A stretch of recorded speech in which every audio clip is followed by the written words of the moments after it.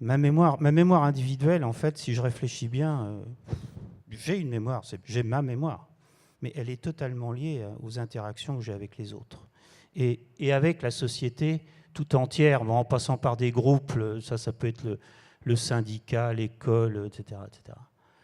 Et l'auteur qui a imaginé cette vision de la mémoire, c'est un auteur qui n'est pas connu des biologistes, des psychologues. C'est bien dommage.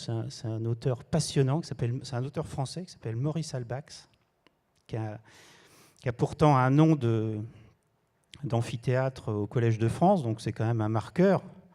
C'est un sociologue qui a écrit Les cadres sociaux de la mémoire. Et 1925, vous voyez, c'est très ancien, et qui dit dans ces cadres sociaux de la mémoire, c'est que tout acte de mémoire, c'est un acte social. Je ne suis jamais seul. C'est-à-dire que quand j'enregistre une information, je l'enregistre dans un certain contexte social, et quand je récupère cette information, même si je suis seul, vous voyez, si je suis seul au fond de mon lit, eh bien, je la récupère quand même avec un certain destinataire. Voilà. Et aujourd'hui, dans ce cadre-là, eh bien, je m'intéresse de plus en plus à des pathologies qui sont liées à une agression extérieure. Et le cadre social va avoir un rôle extrêmement important dans le devenir de ces pathologies. Voilà, je m'arrête là. Merci beaucoup.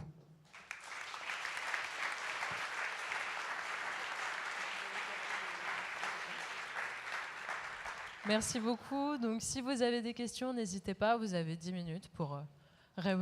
Monsieur Eustache pourra vous répondre à toutes vos interrogations. N'hésitez pas. J'essaierai.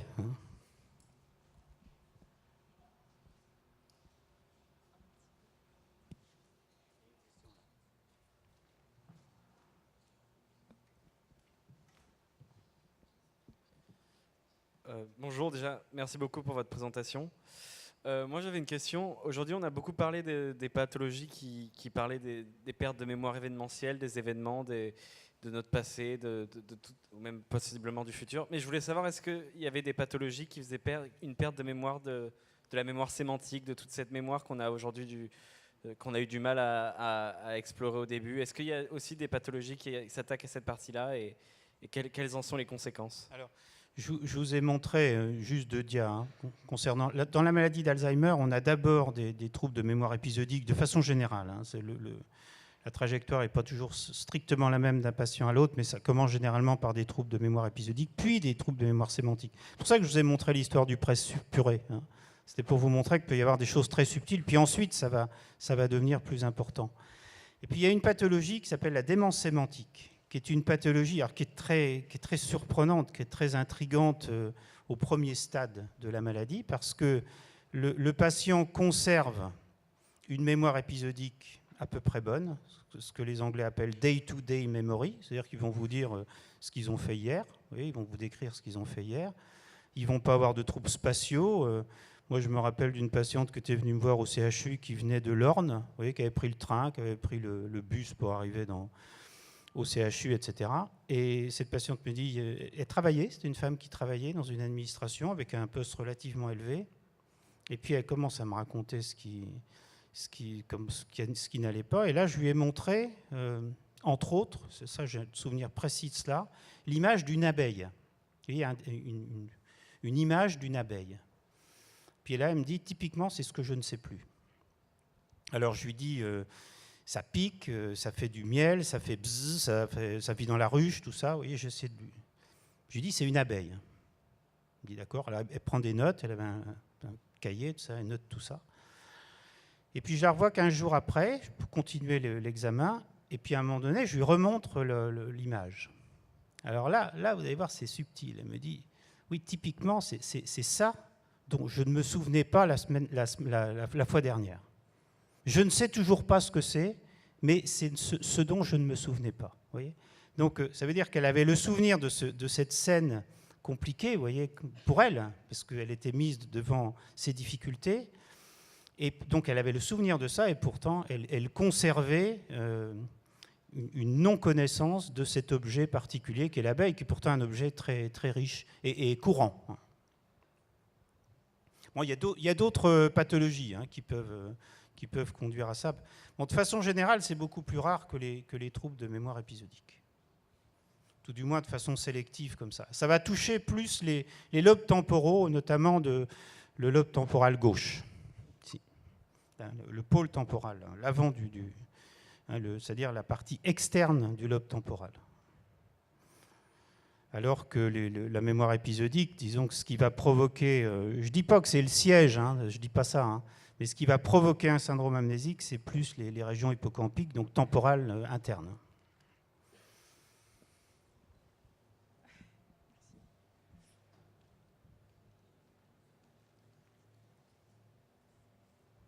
Bonjour. Alors moi j'ai une autre question sur spécifiquement quand on arrive à oublier un événement suite à un traumatisme. Donc on a un système qui est fonctionnel. Parlez un petit peu plus fort s'il vous plaît. Je crois que c'est pour tout le monde parce que oui. J'ai du mal à vous entendre. Oui. Je parle spécifiquement quand on arrive à oublier suite à un événement traumatique. Et du coup là on a un système qui est fonctionnel, mais c'est la psychologie qui prend le dessus sur tout ce qui est fonctionnel. Donc comment ça s'explique? Et comment la psychologie, elle arrive à supprimer un événement dans un tableau qui est aussi compliqué? Ouais. Alors là, c'est une question qui est... C'est pas facile d'y répondre simplement, parce qu'on est dans un cadre complexe. De façon générale, ce dont je vous parle, c'est complexe. Donc, vous voyez, le jeu auquel je me livre là, c'est pas évident parce que je suis obligé de simplifier quelque chose d'éminemment complexe.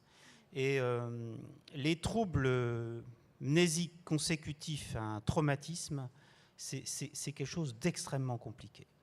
Alors, parce que ça va provoquer, selon l'individu, y compris pour des raisons génétiques, oui, vraiment constitutionnelles, mais aussi du fait de son passé, du fait de son environnement, du fait de l'événement traumatique, de la nature de l'événement traumatique, du fait qu'il ait été répété ou non, de la façon dont la personne a vécu cet événement traumatique, les réactions qu'il a au moment, tout ça va entraîner des modifications de la mémoire, des distorsions de la mémoire. Alors, qui peuvent, dans certains cas, entraîner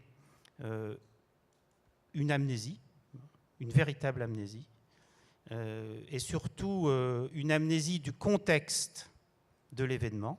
C'est pour ça que la personne qui est victime d'une agression, ce n'est pas toujours un bon témoin de ce qui s'est passé. D'accord ?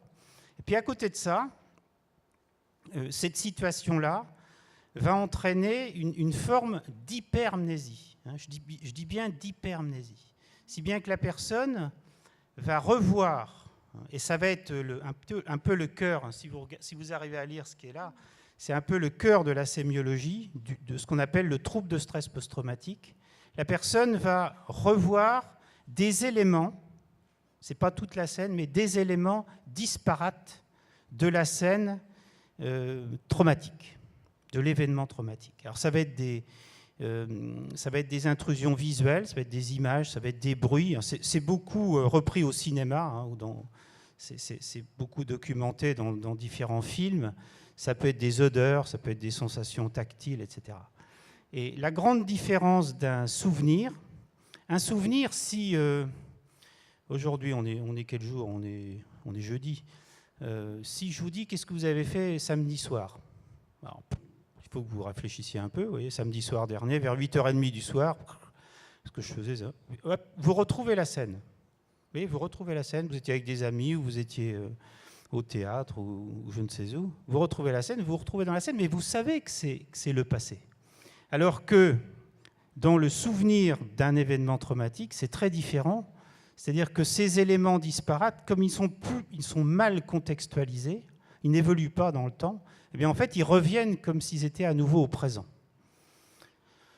Voilà un peu, de façon très très simplifiée, réponse à votre question sur la nature des troubles de mémoire. Vous voyez, on a en fait des modifications de la mémoire un peu paradoxales, avec certains côtés un aspect amnésique du contexte de la scène, et puis au contraire une hypermnésie qui va devenir l'élément sémiologique majeur du trouble de stress post-traumatique. Avec un deuxième élément, c'est que la personne a conscience de ça et va essayer de se protéger contre ces intrusions, donc va éviter tout ce qui, peu ou prou, évoque la scène du traumatisme. Ça va être des transports, ça va être des endroits comme ça. Et ça va tellement devenir une carapace que ça va devenir à son tour un autre symptôme. Si bien que ces malades sont piégés, vous voyez, ils sont piégés par ces informations qui les bombardent en quelque sorte, et puis cette espèce de carapace qui les